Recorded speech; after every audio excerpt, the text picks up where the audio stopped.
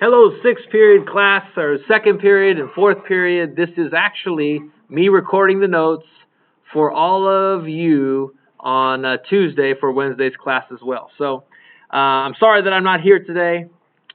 I had to go to a meeting that somebody told me I had to go to. So I'm actually downtown Clovis right now. That's where I'm at. But here we go. What we're going to learn today is the Binomial Theorem on 11.2. 11.2,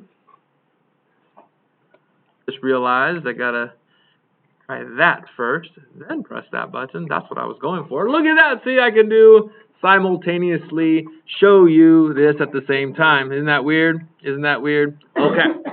So here we go. Here's what I need you to learn from Pascal's triangle and binomial theorem. Take a look at this.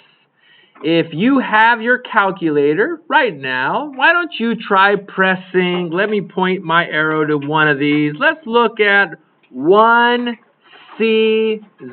Punch 1C0 into your calculator right now, because we've learned how to do that. We learned how to do that in Unit 10. What's 1C0? And see what you get. Because ideally, if you do 1C0, you should get the number 1. And if you do 0C0, you should get the top of Pascal's triangle, which is 1. The top is 1. If I were to try to plug in, let's do this bottom one, this 5C2, because that's in the same spot as the 10. 5C2, that is the same thing as 10 on your calculator. So here's Pascal's triangle. I already showed you how to do this. And here is another way to look at Pascal's triangle. This, what I am showing you on this left-hand triangle, is I'm showing you a way to write Pascal's triangle with a formula. So if you're looking at this like, why on earth will I need to do this? Because Pascal's triangle is so easy for me to use. Why is he showing me this more complicated way to do it?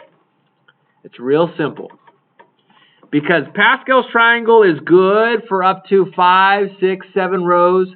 But what if I asked you, how do you figure this out for the 100th row? Pascal's triangle then becomes very, very cumbersome if we're talking about the 100th row.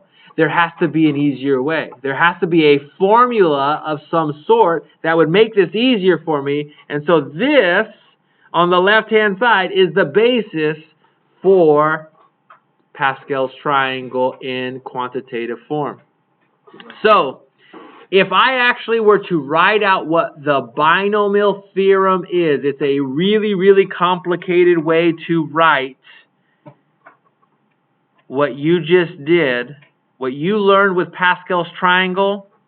I could write with NC0 using combinations. I can follow a formula that would help me find any term on any row of any sized exponent for binomial expansion. So what am I basically saying at this point? There is a formula that we can use for Pascal's triangle, and it's called the binomial theorem. That's what that's called. Here is the actual formula if you want to see it. It's right here on your board. NC0 times a to the n, b to the 0, plus, then you go the next level, NC1, a, n minus 1. You take away one exponent and you add an exponent here, plus NC2, a, n minus 2, b to 2, and you keep going until you get to n to the n, a to the 0, b to the n. Okay? It's another way to formulize, I guess you would say, Pascal's triangle. Okay? Now let me move my face out of the way. Oops, that was not what I was going for. Let me move my face out of the way. At this point in 11.2 notes, when your book asks you to expand using the binomial theorem, I want you to use Pascal's triangle. So for all of 11.2, for all of 11.2. I want you to still use Pascal's triangle the way I showed you how to do it. Make sense? So, here is the next question. It says expand expression using the binomial theorem. Go ahead and work this problem out. When you get it, compare with your neighbor and make sure you are right. Substitute, press, you're going to have to stop the video and you'll get to play the next video when everybody is done working on this problem.